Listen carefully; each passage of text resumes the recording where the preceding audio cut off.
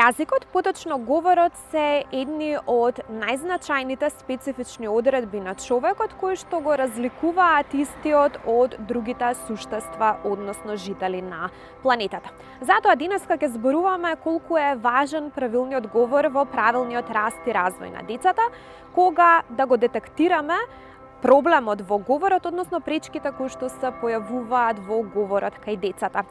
Влијанието на јазикот, односно доброто познавање на јазикот во правилниот говор и секако влијанието од надворешните јазици, односно странските јазици, како надворешни влијанија во спознавање и учење на мајчиниот јазик, дали тие може да бидат проблем и дали може да создадат пречки во развојот кај децата, особено кога е во прашање говорот.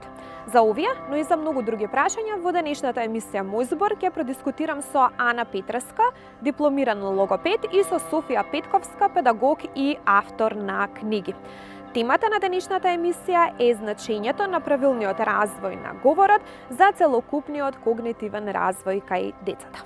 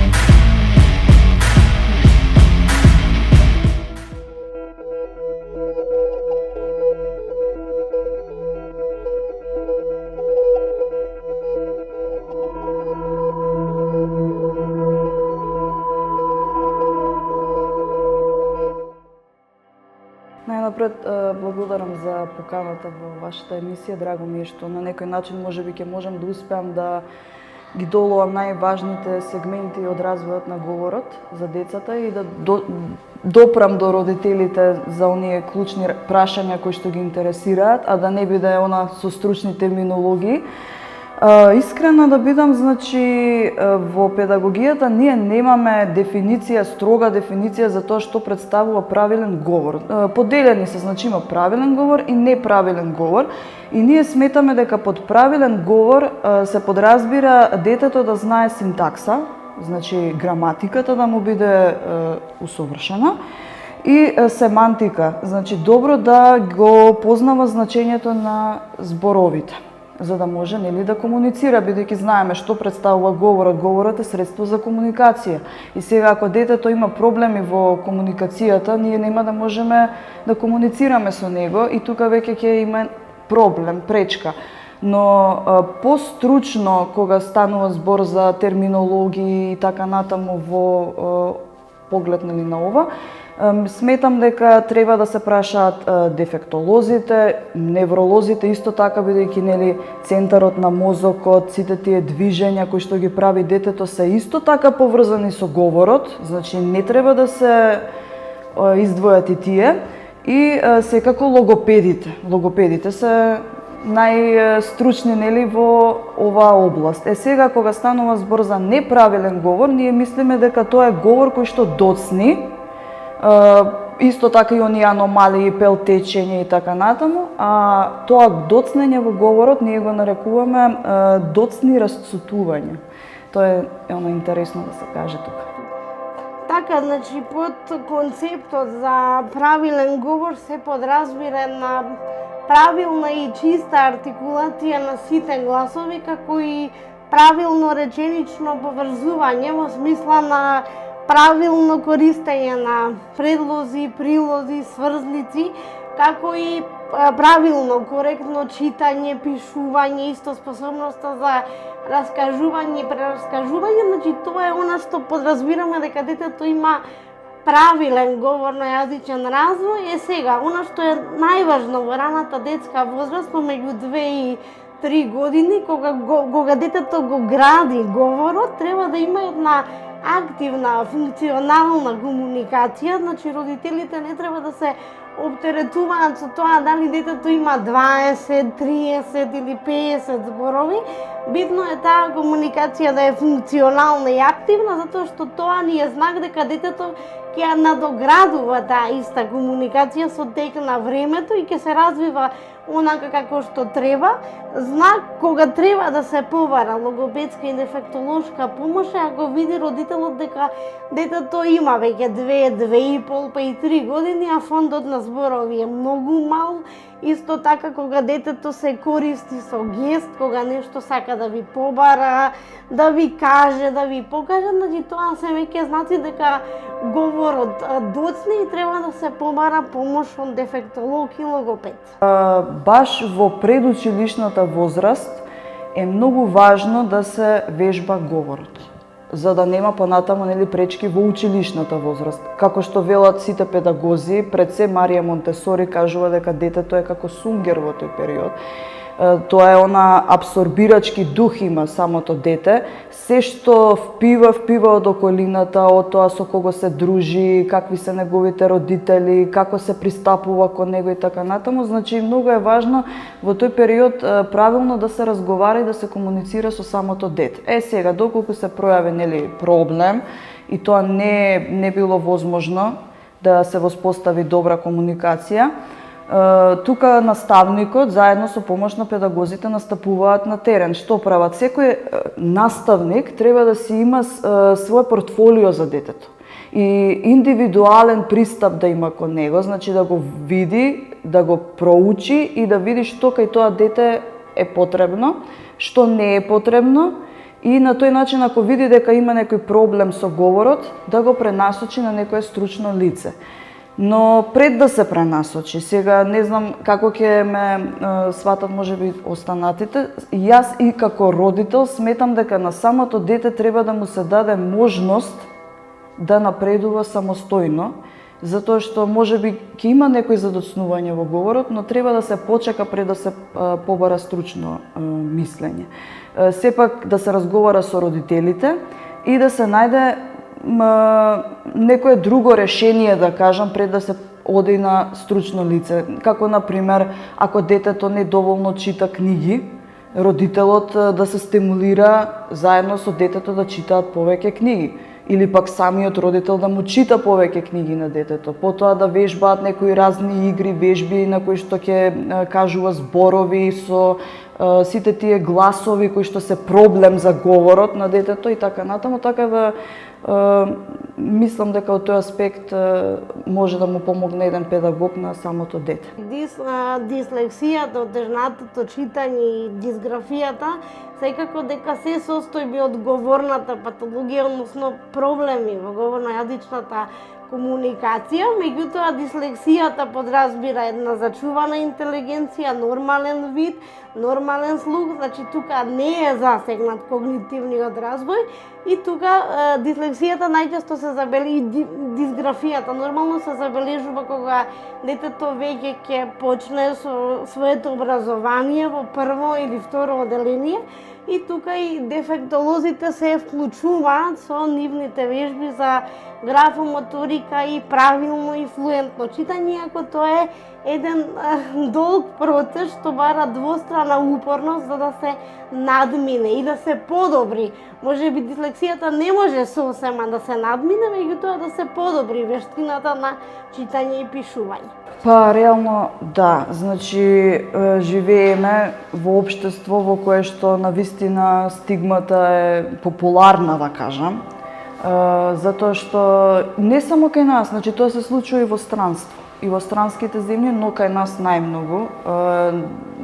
Самата комуникација и меѓу децата е проблем, но и меѓу возрастниот со децата е проблем, затоа што така сме воспитани. Некого да навредуваме за тоа како тој се однесува. И тоа и не само за како се однесува, него и како изгледа и така натаму. Значи, јас сметам дека доколку некое дете има проблем со говорот, ако средината во која што расте е таква каква што е и е деградирачка, нормално дека ќе има проблеми тоа дете понатаму, значи ќе се повлече во себе, нема да сака да комуницира со другите.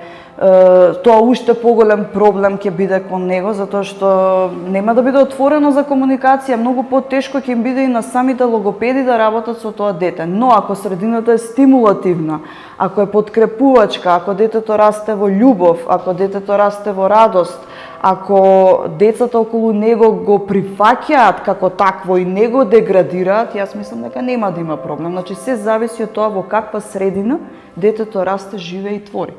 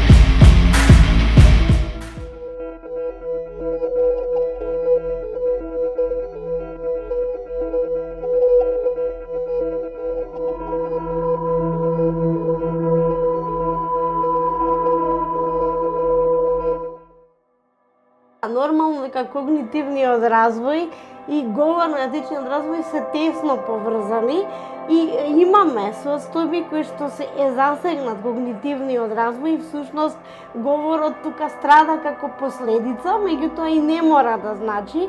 Например, имаме деца кои што се на возраст помеѓу 5 и 6 години и се комплетно, значи со зачуван когнитивен развој, без никаква друга состојба во позадина, да имаат проблем само со некои гласови.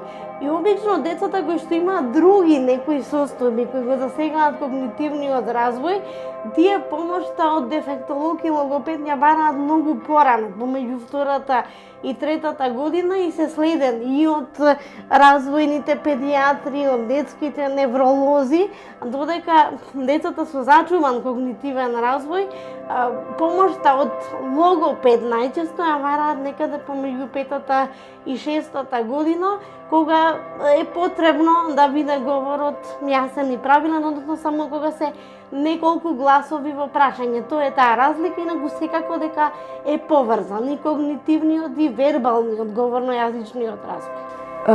Искрено овдека се зависи од самото дете, пак ќе кажам. Ако го земеме во предвид учењето на еден педагог Рудолф Штајнер и неговата Валдорфска школа, тој вели не за медиумите. Значи едно големо не. И таму кога ќе сакаш да го запишеш своето детенце во тоа училиште на времето, и сега не знам дали постојат, можеби постојат тие валдорски школи, не сум сигурна. Значи таму стои нагласено е дека не смеат родителите да им дозволуваат на децата никаков контакт со медиуми, доколку сакаат да учат во тоа училиште. Значи тоа е забрането таму. Сега кај нас во 21 век нормално дека не можеме толку да бидеме изолирани. Медиумите се насекаде околу нас, и телевизија, и интернет, буквално се. Децата седат на мобилни телефони, на таблети, од мали, значи се со тие, како да кажам, средства за комуникација. Иако не би требало тоа да е така, меѓутоа е така и во училиштата им бараат, например, задачи да ги извршуваат на компјутер, значи не можеме целосно ние да ги изолираме децата од тоа, меѓутоа можеме да го намалиме, да ја намалиме употребата на истата. Сега кога станува збор за употребата на англицизми кои што ги спомнавме, јас мислам дека тука зависи се од самото дете. Искрено, јас имам 3-годишен син, кој што зборува, зборчиња кажува и на македонски и на англиски. И јас не го сметам тоа за пречка, туку тоа го сметам за едно позитивно, затоа што понатаму во животот многу полесно, значи на него ќе му оди англискиот јазик и тој ќе има одлични оценки по тој предмет. Јас тоа така го гледам. Сега, овде проблемот е кај родителот и кај наставникот, кој што веднаш имаат негативен пристап и велат не, немој да зборуваш на англиски, ти треба да зборуваш на македонски, ако го земеме нашава земја пример. Меѓутоа треба поинаку да се пристапи. А кажало, например, зборови, брои од 1 до 10 на англиски, треба тука да го пофалиме, додиме со пофалба, браво, ајде сега пробај да го кажеш на македонски. И тука, дајде да видиме дали знаеш сега тука тоа да го кажеш и на друг јазик и детето сваќа дека може и друго нешто да направи и дека за тоа ќе биде пофален и ќе добие награда и во тој случај се труди да го каже тој на македонски. Значи, многу е важен пристапот тука на родителот кон детето. И мислам дека нема да има проблем ако самиот родител го поттикнува детето, му чита на македонски, му отвара видеа на македонски, има многу едукативни емисии, например, на македонски јазик, кои што децата може да ги гледаат. Не знам, еве за помалата генерација зборам, бидејќи повеќе сум со малата генерација сега во контакт. Дарко Биберко, Светот на Биби, значи тоа се многу едукативни емисии кои што учат и за буквите и така натаму, од наше време, нели, азбуката што ја имаше. Така што се зависи, значи, од тоа што ние ќе му пласираме на детето. Апсолутно, многу интересно прашање што ги засега сите групи кои имаат некаков говорно-јазичен проблем.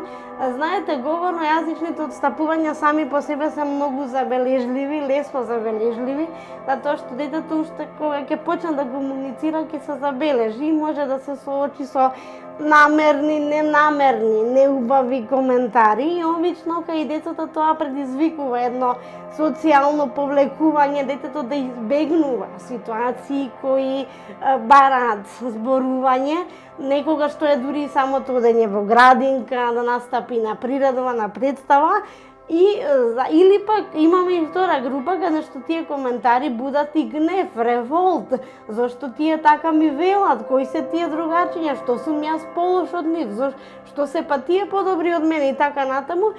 Меѓутоа затоа родителите секогаш треба навремено да побараат логопедска и дефектолошка помош за да ги избегнеме овие социјални и психолошки бариери. Секако дека да, ние во рамките на еден преглед логопедски како што ја проценуваме артикулацијата и изговорот на гласовите, така го проценуваме и реченичниот израз, граматичката структура. Тоа најчесто се прави преку раскажување, преку приказ по слика, каде што детето гледаме каква реченица има, какви зборови користи, дали вокабуларот е сиромашен, дали е пак добро изграден и така натаму, бидејќи тие два елементи се многу тесно поврзани, затоа што ако имаме аграматичен или телеграфски говор, каде што детето прескокнува. Значи, ова е сега кога втор јазик. Овде се клучни три важни фактори за тоа кога да се започне. Првото е, значи, многу важно да се каже дека органските центри на мозокот на самото дете се впивачки и треба да се пластични, да кажам, до 10-та година од животот. Значи, психолозите да ги прашате, тие сметаат дека од 4-та до 9-та година од животот детето треба да го усоврши првиот јазик, убаво да го усоврши, пред да започне да усовршува подобро друг јазик. Вториот исто така важен фактор овдека за усовршување на јазикот е интелектуалните способности на детето. Значи, ние мораме да увидиме на кое ниво на развој е самото дете. Секој дете е различно. Некој дете може да почне можеби од 3 години да учи нов јазик, но некој дете не го сваќа тоа толку лесно, па мора малку подоцна тоа да го направиме. И третото е многу важно дали детето воопшто има мотивација за да учи. Ние не можеме ништо некому на сила да му вметнеме, така можеме да му земеме, но не можеме да му дадеме. Така што тие се тие клучни фактори за учење на друг јазик. И јас, например, морам да кажам дека 7-8 години работев во невладина организација Сумнал, тоа е Здружение за развој на ромската заедница во Скопје. Јас сум искрено благодарна таму што работев, затоа што имав можност да работам со ромската популација и да ги следам нивниот развој, значи да го следам нивниот развој во секој аспект, и интелектуален, и емотивен, и социолошки, и културен, и за јазикот, јазичен. Децата таму веќе од 3-та година може слободно да зборуваат и на македонски и на ромски без проблем. И дури и видеата, нели, како што велиме, ги гледаат на англиски, дури некои зборчиња ги кажуваа и на англиски јазик без никаков проблем. Така да јас сметам дека колку побрзо детето се подложи на уште еден јазик, толку полесно за него. Тоа ќе биде во добивка. Така да тука нема дилема околу тоа. Јас сум секогаш децата да учат што е можно порано некои работи. Ви благодарам за поканата, се надевам нема да биде последна, се надевам дека и на некоја друга педагошка тема ќе зборуваме и убав ден на сите. Значи, ние децата денеска и по сила на случајот на современото живење некако прерано ги втурнуваме во технологијата, со тоа и во учењето на англискиот јазик, и всушност им правиме една своевидна штета и проблем, затоа што тие побрзо и полесно го учат англискиот јазик, а за сметка на тоа фондот на зборови на македонски е многу мал, гледаме неправилна граматичка структура, непотполни реченици, и затоа времето и местото за учење на било кој втор јазик, во случајот доминантен е англискиот, е некаде помеѓу 6-та и 8-та година, меѓутоа барем родителите да почекаат најмалку до 5-та и 6-та година, кога веќе детето има изграден, коректен, правилен говорно-јазичен развој на својот мајчин јазик. Благодарам за вашата иницијатива.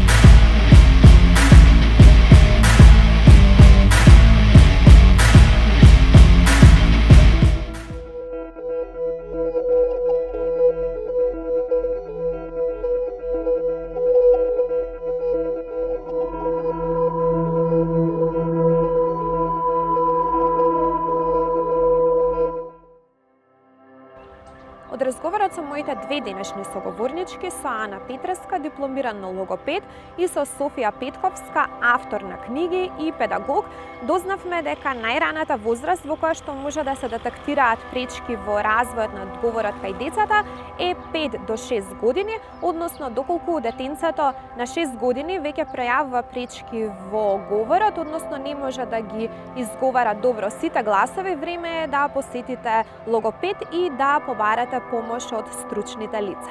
Билингвизмот може, но не нужно значи дека ќе предизвика промени и пречки во развојот, а се зависи од тоа како комуницирате со децата и дали работите на правилен развој на нивниот говор. Јазикот, мислата и говорот се тесно поврзани, односно доколку се појават пречки во говорот, тоа често може да значи дека постојат и пречки, односно проблеми во когнитивниот развој, па затоа е важно навреме да се обратите кај стручните лица за помош и исто така секако да работите на запознавање на мајчиниот јазик, затоа што доброто познавање на јазикот повлекува и убаво говорење. Значењето на правилниот и на убавиот говор е големо, затоа што не само во детскиот период, туку и во понатамошниот животен век, исто така убавиот и правилниот говор ќе ви отвори многу врати, додека пречките во говорот многу често може да бидат и предмет на критика, подсмев, етикетизација и стигматизација кои што ќе придонесат за негативно субјективно чувство на поединецот и секако пречки понатамошни во неговата интеграција во општеството. Заклучокот од денешните разговори е дека често треба да комуницираме меѓу себе, а особено да комуницираме со децата, затоа што честата употреба на јазикот и вежбањето на говорните вештини придонесува за правилен развој на говорот и секако конституирање на убав говор. Почитувани, ја следевте емисијата Мој збор. Темата на денешната емисија беше важноста на правилниот говор во развојот на децата, а јас со нетрпение ви закажувам повторна средба веќе наредната недела во исто време на исто место. Ви благодарам за вниманието.